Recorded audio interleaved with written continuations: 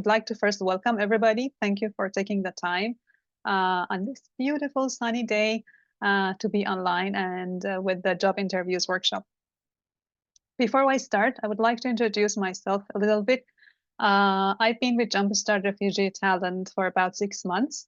I am by profession, I'm a talent partner at Jumpstart, but by profession, to simplify it, I am a career coach and employment counselor. I have about 8 years of experience working as a certified career coach. And before Jumpstart, I have the experience of working at other nonprofit organizations and post-secondary environments. Most people that I work with, and I've had the experience of supporting and the privilege of supporting, are people like you, meaning people who have some education, some experience from their previous countries, but when they arrive in Canada, it's hard for them to get the first job or to advance in their industry and profession. So I think that helps me to relate better to your stories and challenges. And I'm also myself an immigrant. I moved from Iran to Canada in 2014. And before I moved to employment services, I was an English teacher. I taught English as a second language for over 10 years. So again, it's a pleasure to be here, and I'm going to start the presentation without further ado. What we hope you will achieve by attending this workshop and this presentation is to lead with more awareness and understanding around the concept of interviews, the process of hiring, and where a job interview is actually located in a job hiring process in Canada. And you will learn a little about techniques and strategies to prepare better, to do better, and be more successful at every job interview. There is a very common type of question that is called a behavioral question, and all job interviews in Canada will definitely have some of those kinds of questions. So we will have a chance to practice them, and I hope you will leave the session with more understanding and more preparation and maybe some better skills to answer those kinds of questions. And then finally, we'll talk about what to do after the job interview. So the structure of today's session looks something like this. I don't have any certain timing around our activities, but we will have about 1 hour to finish this presentation. There will be some presentation, me talking. There will be about 15-20 minutes of practice that I will send you to some breakout room activities to practice with your peers. And I will also be rotating in those rooms to support. And then at the end, we will have hopefully about 10 minutes to answer any remaining questions. In the meantime, when I'm talking, if you have a question, if you have a comment, please feel free to type in the chat, which is somewhere in the bottom of your screen. You can probably see a chat icon looking like a messenger. You can click on that and type your questions or comments there. And we can save them, track them, and get back to them at the end of the session. Or if it is something immediate, you can just unmute yourself when I'm talking and ask your questions. Shall we begin? Anyone has any questions? Silence. I take it as a no. Okay, good. So tell me what you think of a job interview. When you hear the job interview, what comes to your mind? You can either say it out loud or you can type it in the chat. I want to see what everybody thinks of or how you feel when you hear job interviews. Okay, so yes, I think some of you referred to some of these points as you were sharing, but a job interview at the end is basically a conversation. It is a conversation between you and the employer, the hiring manager. Sometimes it is more than one person. It's a panel of interviewers, but it's probably the most important chance for you and the only sometimes chance for you to shine, to make a good first impression on the employer, and to market yourself and your background, your experience in a way that they will buy your background, your fit to the company and team as a qualified candidate. it is a conversation, but also a formal kind of conversation. So it takes maybe different strategies to do well in a job interview. But what I want all of you to remember is that a job interview is a two-way street. What do I mean by that? Meaning, yes, the employer, the manager, the HR person is asking you questions because they want to assess and test you and see if you are a good fit for them. But on the other hand, you are also choosing. I know it's a difficult market. I know there's a lot of competition, but you're also assessing and testing the employer during that interview meeting to understand whether I love to work for this company or not, whether this is the right person that I want to be seeing every day as a manager or not. Is it a good fit for you or not? So it's again a two-way street. You are and the employer both are making some decision at the same time. Now, if you're new to this country, I think I thought it would be a good start to have a better understanding of how hiring works in Canada. It varies based on the type of job that you are applying for, the level of experience that they're asking. Is it entry-level job? Is it a more senior job? The industry may also be different. But generally speaking, this is what happens in most hiring procedures. You send your resume and application, either online or in person. There is a pre-screening or a general screening by the HR. They go over, let's say, 1,000 applications, and they try to make that a shorter list for the hiring manager to talk to. And they may call you sometimes to ask you some general questions. And those selected candidates at the HR stage will be sent for the first round of interview. And the first round of interview is usually between you and the hiring manager and the HR. It can be in person or online. The purpose is to see if you have all those skills, the work history, and are you a good cultural fit for this organization or not. Some jobs also have a technical assessment or skills assessment. For example, if it's an IT job, they want to make sure that you're able to work with this particular software. They may give you a test online again, or you are at the office to make sure that you have that ability. You may go for the second round of the interview if it's a longer procedure or a larger organization. The second round is usually, again, by the hiring manager, maybe some other team members. And it's a panel, a group of people that are asking you questions most of the time. And they want to be more detailed. They dig deeper into your technical experience and expertise and skills, and they want to see how you can solve their problems in more particular situations. And then sometimes, if it is a senior level, they may have actually a final round, which is third or fourth. You may be meeting with the director level or board members of the company.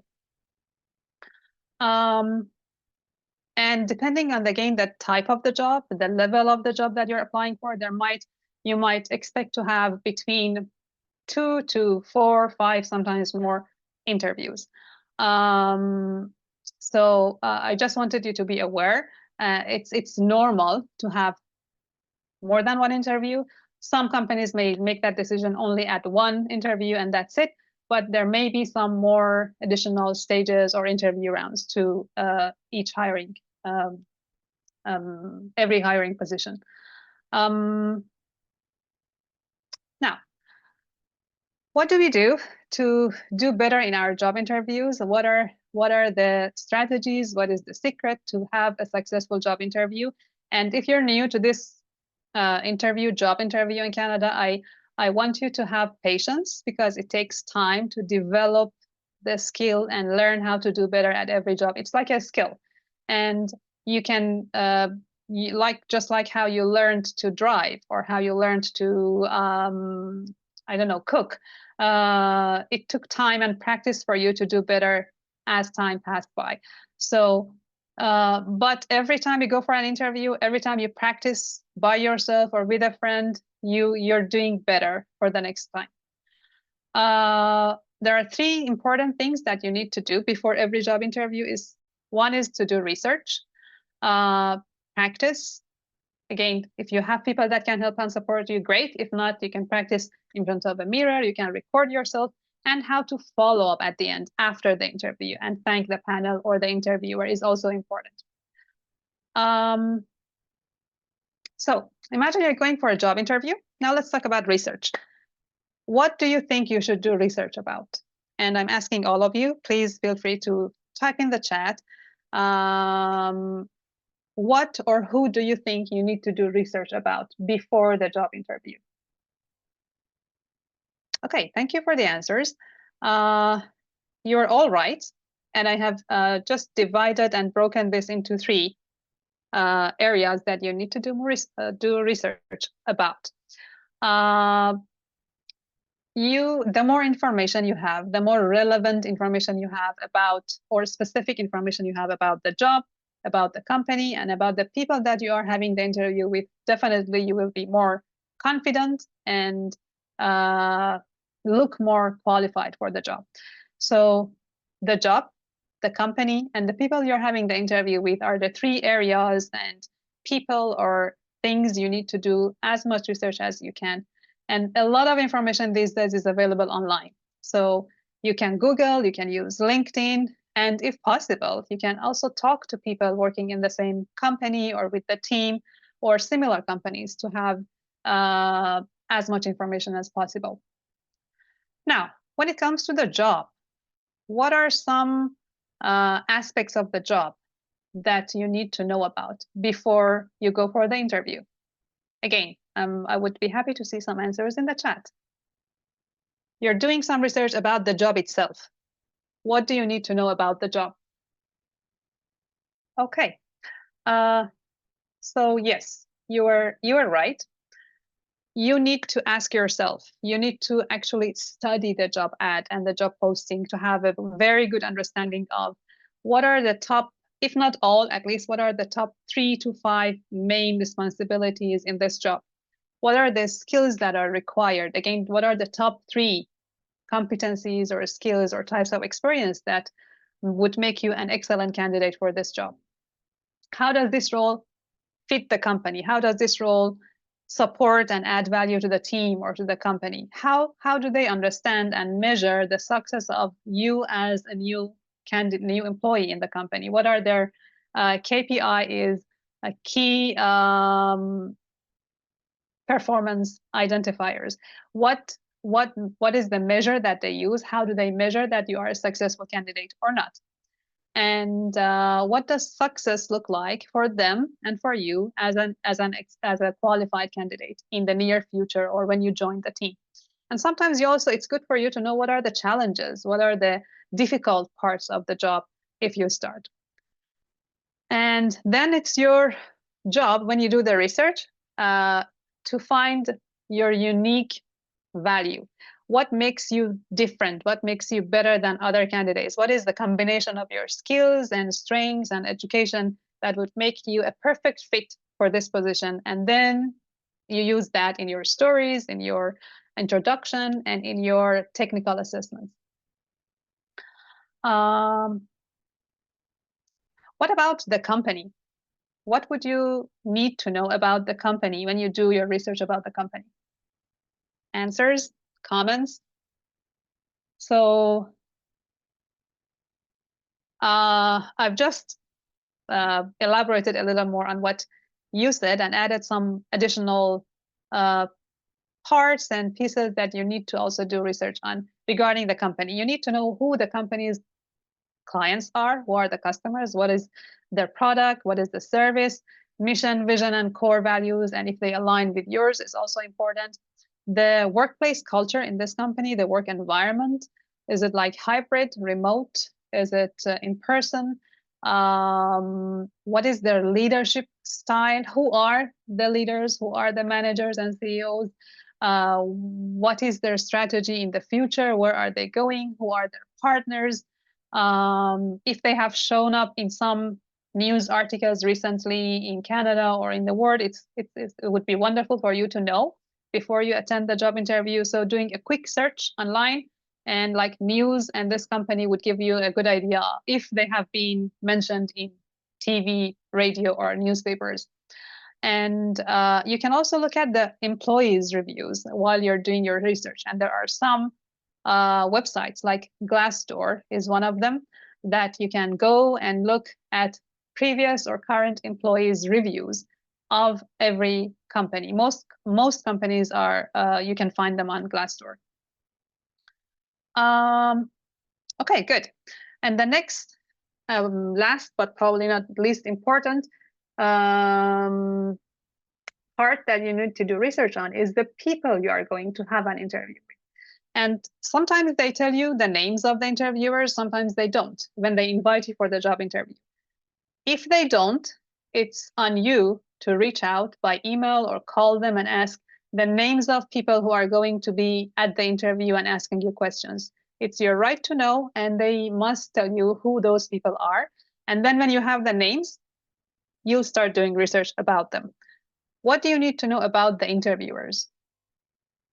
If you want to, again, put in the chat, I'd be happy to see some answers. Thank you. So all great points. Yes, you need to know what their position is in the company, what is their background, what is their title. And I think another important piece is for you to know what is their decision-making power. Is this, if there are 5 people on the panel, who is the most powerful in this decision-making process? Is it the director? Is it the hiring manager? And it's good for you to know to address them differently or to make different points to different questions. You also can do some research on them as a person. Who, like, what do they volunteer? If they have any volunteer or community engagement, where do they volunteer? What are some of their personal community interests that they are involved with outside work? And as a boss, as a manager, what is their working style? Do they prefer like more online communication, more direct communication, or less direct communication? These are the things that may be harder to find, but still worth trying and doing research or talking to the people on the team before the interview. And something personal is always great to have or to know about the interviewers, but I want you to be cautious and not it's great to have that information, but it's up to you whether you want to use that information in the interview or not, depending on how it goes. So you need to make that judgment call by yourself during the interview and decide, do I want to share that? Like, this person loves hockey, or this person goes to, for example, this sport club, or they are involved in this art. Does it help? Is it relevant or not? So the research part, once you've done all the research you can, what do you need to do next? We collected all the information that we wanted or we needed. What do you need to do next? See another comment here. Their background, their name, also job title, department, because it helps to address them properly. Great. Yes, Imane, thank you. Now, we did the research. The next step is to practice. And I have to repeat myself, practice, practice, practice, because that's the key. And it's a process. It's both my client's experience, my own personal experience, that the more practice they do better in every next job interview. I myself, every time I wanted to change my organization type, like I worked as a teacher, then I worked for nonprofits, then I worked at the university. So every time I wanted to change my industry or career direction, I had to do several different job interviews, and I was rejected by many of them until I got the last one right. And that was the result of practice and preparation. More prepared, more practice helps you do better at every job interview. To have a good idea of how to prepare for every job interview, I think it helps. Oh, Beatrice, sorry that you have to leave. Okay, nice to have you here. Have a good rest of your day. So if you are aware of the type of questions that they ask you, I think it's easier to prepare. And there are the types of questions. If I can go to the next slide here, yes. They ask you different types of questions, but they're not anything beyond these 3-4 types of questions. They ask you some general questions, like, tell me about yourself. Like, why do you like to work for this company? What do you know about this company? Or walk us through your background and resume. They also ask some job-specific or more technical questions, like, if it's an admin job or office job, what is your process of maintaining records or working with documents? So more job specific. And there's a very, very common type of questions that they always ask, and they are behavioral or situational. Behavioral questions are questions that ask you about your past experience. They usually start with, tell me about a time, describe a situation, give us an example of a time when you did this or that. And then situational questions are questions that want you to it's like hypothetical. They ask you, what would you do if this happened to you? Or how would you decide if, for example, 2 managers ask you to do 2 urgent things at the same time? How would you decide what to do? Maybe you have the experience, maybe you don't. They're asking you to imagine and put yourself in that situation and walk them through your process. What is your strategy? But for either any types of these questions, it's always great to understand the question. What matters most is to understand the question first. So don't be afraid to think, to take some moments to process, understand the question. And if you need it, you can always ask them to repeat the question. No problem at all. Can you please repeat that question? I need to take some notes. Take some time and then answer the question. So your answers are complete, to the point, relevant to the question they are asking and the job they are having the interview for, and concise. Concise meaning not too long. The maximum amount of time you want to use to answer any question in a job interview is like around 3 minutes. A little more or less is okay. But if you go much beyond that, you will lose the panel or the audience. So try to be as concise and relevant, as accurate as you can in every answer. The questions they ask at every job interview are usually based on the competencies required for that job. What does competency mean? As you see on this slide, competency is a combination of your skills, your knowledge, and your abilities. What you know, what you can do, and how you do it. And some examples of competency that I can share with you are like teamwork, problem solving, conflict resolution, stress management, time management, and they want to assess your experience and skill with every competency when they ask you a question. And your job is to understand what is the competency or skill that they are asking in this question, so you can give them a relevant story, example, or answer. And again, you need to have at least 5-6 competencies that are top requirements for the job, and 1 or 2 stories or examples for each of those competencies ready before you go for the interview. Going back to behavioral questions or situational questions, they're always asking you to give them a story or share an example. And this is a very well-known, famous formula, framework that we advise clients to follow or use when they are practicing, rehearsing, and preparing their stories. And that's STAR, standing for situation, task, action, result. What does that mean? Every example or story you want to share, you must give them a very specific, detailed picture of what was the situation, what was the name of the maybe project, company, if you can name them, what were the tasks that you were asked to do or expected to do, what did you do as an employee to make a decision, to solve the problem, to help a client, and what was the result. So as long as you follow this framework or formula in your stories, you're good. But again, try to be relevant, concise, and about 3 minutes for each story. I have an example here for you. For a newcomer IT professional, for example, this is the situation. You're setting the stage when you're telling them the situation. After I moved to Canada, I volunteered with a nonprofit, and they were struggling with their data entry. It was very slow because they used manual spreadsheets.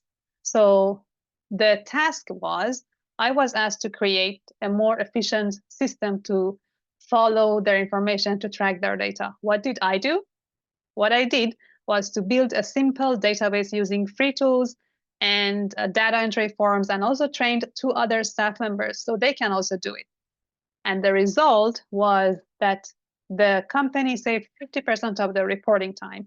It was down to 50%. So this is how you frame a STAR, story, or example.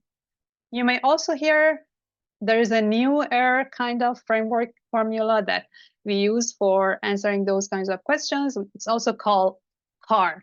So if STAR is a little complicated for you to remember, you can stick to CAR framework, which is another, again, same concept, 2 different formulas. STAR is situation, task, action, result, but a simpler framework is CAR, challenge, action, result. This was the challenge or the problem. This was what I did, the action, and this is the result as a result of my action. And I'm going to give you just one more example before we practice. I'm not going to read it out. I give you maybe half a minute to quickly go over it, and then we'll start practicing.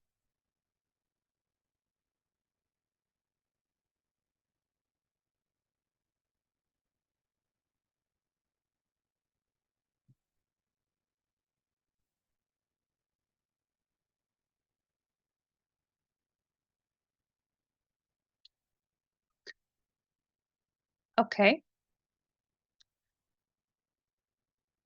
Moving on to the next slide. We are going to practice this in breakout rooms, and I'm going to ask my colleague Miguel to put you in breakout rooms of maybe 3 or 4 would be great, while I am telling you what to do in the rooms. So it's just like what I said, the story making and telling a story about your accomplishments, your success stories. And I want you to spend maybe 15 minutes, 10 minutes, let's say 10 to 15 minutes in the breakout room. And I will give you a list of 5 questions before you go. I want you to choose only one of those questions and decide on one, and think of your past experience, whether work experience, real life experience, volunteer experience in or outside Canada, doesn't matter. But find a story that is related to the question. Maybe take 1 minute to practice by yourself and take some notes. And then I want you to present the story to people in the room. Try to be quick, like 2 minutes for each story, about 2 minute preparation, about 2 minute presentation, and then you can provide some feedback to one another for the last 2-3 minutes. Any questions? And the questions that I want you to choose from are here. I'm going to copy and paste all the questions into the chat for you. So when you go to the breakout room, you will still have access to them. Here, it's in the chat. You can copy paste them, or you can see them in the chat. But I want you again to choose only one of these questions to practice. Try to think of an example, a story, a time that you did something successfully well, or maybe not. It doesn't have to be a success story. You can say, this is how I did, this is why I failed, but this is what I learned from that failure. Okay. I'm gonna stop sharing my slides because I want to see everybody. All right, we have everybody back. Welcome back. I know that some of you had probably not enough time to understand and then practice, but I was in a room and I heard some very good example, and I want to ask any volunteer who would like to share their example quickly now with all the group. Okay, thank you everyone for participating. We don't have much time left, and I promised about 10 minutes at the end to have some Q&A. But before we get to the end, I just want you to make sure that when the employer asks you, do you have any questions for us at the end of the interview? Don't say no. Part of your preparation is to have a list of questions that you will ask the employer at the end of the interview. So you have at least 4 or 5 questions. So one of them is answered, then the other is still there for you to ask. If you say, no, I don't have any questions, it sounds like you are not very interested or informed about the job at the company. And these are some just examples for you can ask. There are many other examples that you could ask, good questions you can ask at the end. And you shouldn't but ask about the salary or benefits at the end of the first round of interview. You should not ask too personal questions. You should not share some negative feelings or experiences with them about the company. And try to ask more, like, don't say, did you do well in your last year? The answer is yes or no. And the conversation is stopped there. Try to ask more open-ended questions, more like, how did you do that? What made you a successful company last year? Things like that. And finally, make sure you follow up and thank you. Wait not longer than 24 hours to send a thank you email, note to the people that interviewed you. Again, repeat that you are excited, you are interested. This is why you think you're a good fit. You enjoyed the conversation. And if they don't give you any timeline that they will get back to you with the result, wait for a week. If you don't hear anything from them, then you should follow up and ask any updates. Is there any updates regarding my application or not? And that brings us to the end of this presentation. You should also look professional. Sorry, there was one more slide here. Whether it's in person or online, it's important to look professional on the screen or in person. So do your research. What is the acceptable, common type of attire that you need to dress for the interview? And smile, eye contact, all body language clues that would also make you look more confident, friendly, and someone that I would like to enjoy work with, enjoy working with. These are examples. Feel free to do a Google. It's easy to find those types of questions. I think we hear about ChatGPT and AI every day. And if you have access to Wi-Fi, internet, you have a Google account, Gmail account, it's very easy to set up a free ChatGPT account. And that can save you a lot of time. You can find all these good resources, information on how to prepare for your job search by asking ChatGPT. Imagine ChatGPT is a coach or an employment agency. What would you ask? I use it. I advise my clients to use it for their to be more productive, to be more efficient in their job search. But at the end, you are the one who's going to talk or work. So it should be the answers, what the type of help you get from ChatGPT, just be careful. It should also reflect you there should be not a huge difference between what you put in your resume, for example, and how you answer the questions at the job interview. I don't see anyone else having any other questions. It's 10 past 4. Thank you so much for all of you being here present and participate in the questions, answering my questions, and in the breakout activity. I hope this was a helpful session for you, and I'm looking forward to the next one. Thank you, Miguel and FCJ, for hosting us another time.